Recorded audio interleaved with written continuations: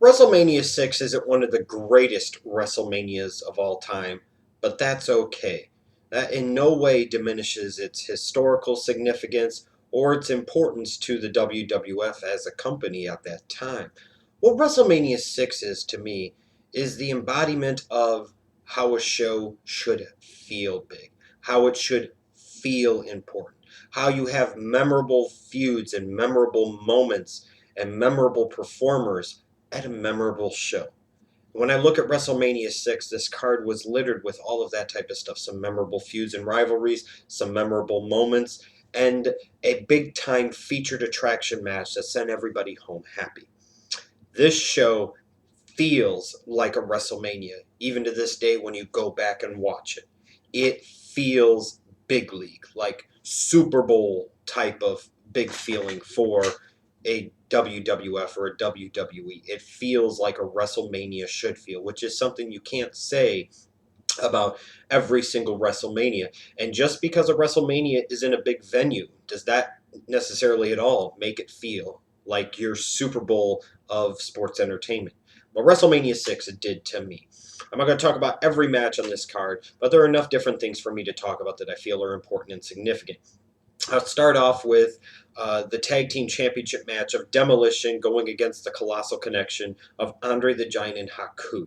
Now, this you would say would maybe be significant because Demolition won back the tag team titles from a monster tag team with two of the biggest badasses in the history of professional wrestling, Andre the Giant, and then perhaps the biggest badass in the history of professional wrestling, Haku. I think there are two types of people when it comes to Haku: those that understand that Haku is the biggest badass in the history of the professional wrestling business, and those that have known and experienced that Haku is the biggest badass in the history of the professional wrestling business. One of the few people that Andre the Giant ever really feared. If you could believe that, somebody 7'4", over 500 pounds, fears another man. Well, Haku is that type of badass. But to me, the whole story about this is, what ended up happening as a result. You've had Andre the Giant aligned with Bobby the Brain Heenan since the beginning of 1987. That is over 3 years of Andre turning heel. And clearly at this point in time, he's at the end of his rope. He's at the end of his run. His body is breaking down. He's starting, unfortunately, on that long road to passing away. But you still hear, even with Demolition going over and with Andre the Giant being heel heading into this match, you still find the way to have a great WrestleMania moment that I still feel like, stands the test of time. And that is after the match, of course, when Bobby the Brain Heenan gets in Andre the Giant's face and eventually slaps Andre the Giant because he gets carried away. And then when you see these big freaking baseball mitts grab Bobby the Brain Heenan and eventually start smacking him around in a clumsy kind of Andre the Giant way, it generated that kind of goodwill of, we like Andre, we respect Andre, and he's one of the good guys again, and he's not going to take that type of crap from anybody. So, not a memorable match, but it still produced a memorable WrestleMania moment, which sometimes I think is underrated in terms of its importance. You could have great matches all day long on a WrestleMania card, but those matches don't always stand the test of time in terms of the majority of fans remembering them. I guarantee you far more people will remember Andre the Giant turning on Bobby the Brain Heenan all these years later than Demolition winning the belts from the Colossal Connection of Andre the Giant and Haku. Now, another notable match for me on this card was Brutus the Barber Beefcake defeating Mr. Perfect, only because this was Mr. Perfect's first loss on television. This is a guy that had basically, for television purposes, been perfect for over a year, and he suffered his first loss here at the hands of Brutus the Barber Beefcake. Another match that was notable, not so much for the match, but the build-up and lead-up into it, was Roddy Piper versus Bad News Brown. I still, to this day, cannot fully understand why Roddy Piper decided to paint himself half black and half white. I don't know if he was going for a fucking Michael Jackson thing. I don't know if he was going for a racist thing. I don't know if he was just going for something incredibly stupid. Well, it was memorable, to say the very least, to see Piper dressed up as half black and half white and talking about Bad News Browns. He's got one eye going this way. He got the big old bug eyes, and he looks like he needs to pop out right out of them sockets. A forgettable match, but you can never forget Roddy Piper dressing himself up as half black and half white. That's for damn sure. Another featured attraction on this card at the time was the mixed tag match between Dusty Rhodes and his escort Sapphire taking on the Macho King Randy Savage and Sensational Queen Sherry. As far as Dusty Rhodes and his run with the polka dots here, when they talk about it to this day, and Dusty talks about how Vince wanted him to have fun, and people thought it was a rib, and it was a rib, but Dusty took it and rubbed it in their face and got it over and made it work. To me, the whole polka dot gimmick is an exemplary example of the greatness of a Dusty Rhodes and just how good of a performer he truly was. His ability to take something that on the surface you would laugh at and you would be like, there's no fucking way I would ever do that. And this is going to be the shits, and everybody's going to fart at it and laugh at it. And he took it and said, you know what? Up yours. I'm going to get this over, and I'm going to make a lot of money with it. And by God, wouldn't you know, Dusty Rhodes did just that. Imagine if the performers in today's professional wrestling business took that type of mindset and took that type of attitude that no matter what you give me, it doesn't matter. I'm going to make it work, and I'm going to get it over. And by God, did it get over. Dusty Rhodes was incredibly popular with the WWF audience at this time. And Sapphire was like that perfect type of compliment to him. And we could talk about the racist name that she was given for, and I don't want to talk about that. I talk about that stuff enough. When I see Sapphire and Dusty Rhodes dancing in the ring and wearing the polka dots, man, it makes me smile. That was fun. It truly was fun. And when I go back and I watch this match, I had a lot of fun watching it. Sure, Sapphire didn't belong in any type of wrestling match, but based off of the story and based off of her involvement with Dusty and the feud at the time between Dusty Rhodes and the Macho King Randy Savage, she deserved a spot here at WrestleMania. And it created a kind of WrestleMania moment. And like I said, if nothing else, it's a fun match to go back and watch. And the funny thing is Sapphire I felt was a perfect catalyst and a perfect plot device for Dusty Rhodes and his different feuds. And you look at first here with the Macho King Randy Savage, and then later on in the year with the $1 Million Man Ted DiBiase, and that was even better. Oh my God! But this was a good feud here, a good story here, and they made a fun match out of it, if nothing else. The Orient Express defeated the Rockers here in a tag match, and the only kind of tragedy about this to me is that their match at the Royal Rumble is a lot better than the match here. You kind of wish, looking at the Rumble match that these two teams had, that they would have been given a lot more time because they probably really could have torn down the house. In terms of another match that really stands out to me, another feud that really stands out to me is Ted DiBiase versus Jake the Snake Roberts over the $1 Million belt. Man, this shit was gold. And this was still the place to me where Jake cut in a world of great promos, in a catalog, a library, a career full of great promos and great interviews. One of the greatest ones he ever cut here was before his match at WrestleMania 6. Outstanding. His delivery, the choice of his words, and how he presented them. And that kind of glazed over, snake-like look that Jake the Snake had. That's all you needed to draw your interest into this match. And this was great. I mean, you didn't need a major world title here. You found a reason for these two guys to fight, and they went out there and did it. This was a really damn good feud. I love this feud. I think sometimes people sleep on some of the good feuds that Jake the Snake Roberts had during his career in the WWF, and this match right here was one of them.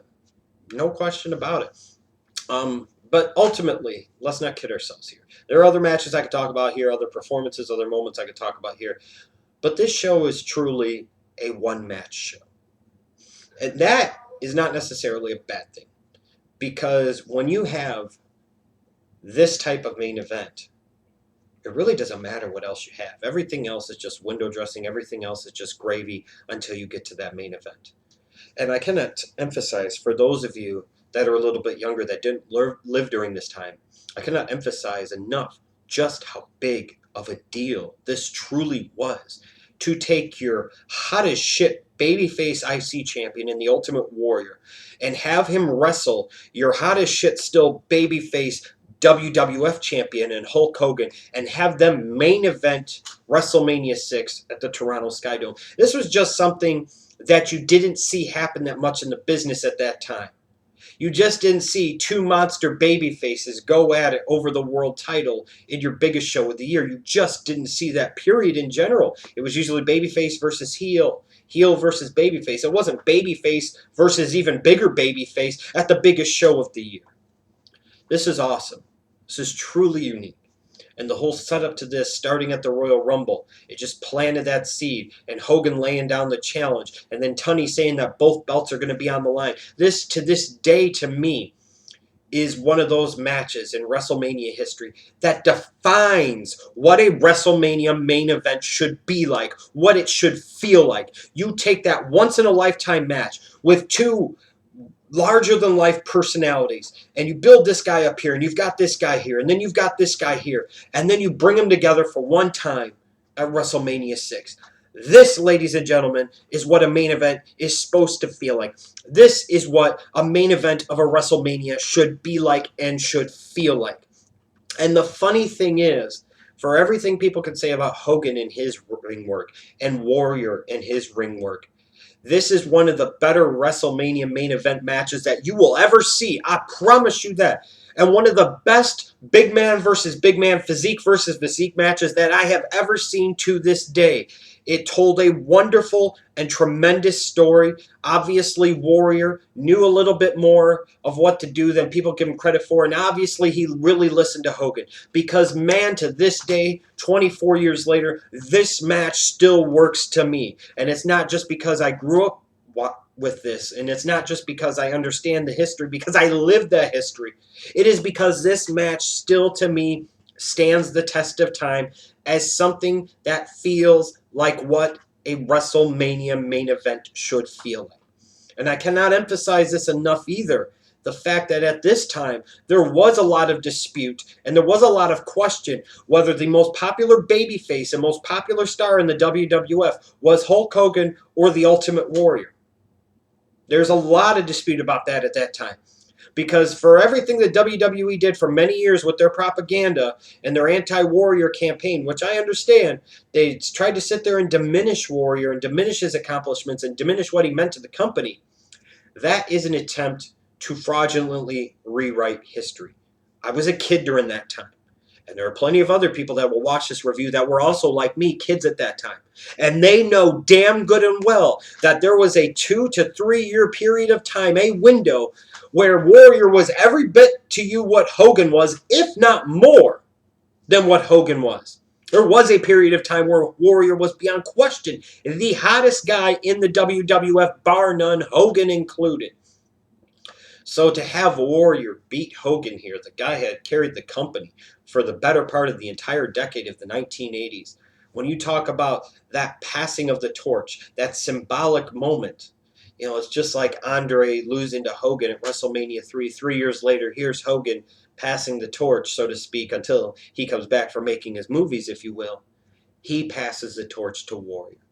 It's a timeless match to me, and it's a timeless moment to me. And it's one of those things that always, when I go back and watch it every year, it reminds me of why I became a professional wrestling fan in the first place.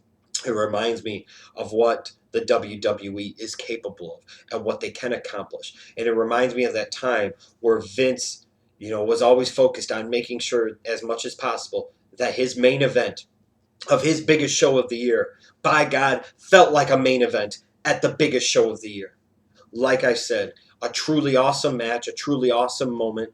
And when you look at its impact over the years, I mean, you're talking about WrestleMania 3, they did 93,173 people. Then the next two WrestleManias, they did it at Trump Plaza. Here, WrestleMania 6, they venture into Toronto, Canada. They go to the Sky Dome. You didn't know what to expect. This match helped draw 67,000 plus people, establishing that the WWF was still a big-time entertainment draw and still mattered. And it mattered not just in the United States, but it was reaching into Canada and it was reaching all over the world. There's a reason why to this day, if a Hulk Hogan makes an appearance in a Montreal or a Toronto, he can get a 9 or 10 minute standing ovation. It's because of matches and moments like this here. Like I said, WrestleMania 6 is not one of the all-time great shows in terms of matches on the card and so on and so forth. But there were some good rivalries. There were some interesting stories here, some memorable moments, and a main event ultimately that to me is timeless, that truly, truly embodies what a WrestleMania main event should feel like. That at that time, no matter what Hogan or anybody else said, set everybody, and I mean everybody, home happy.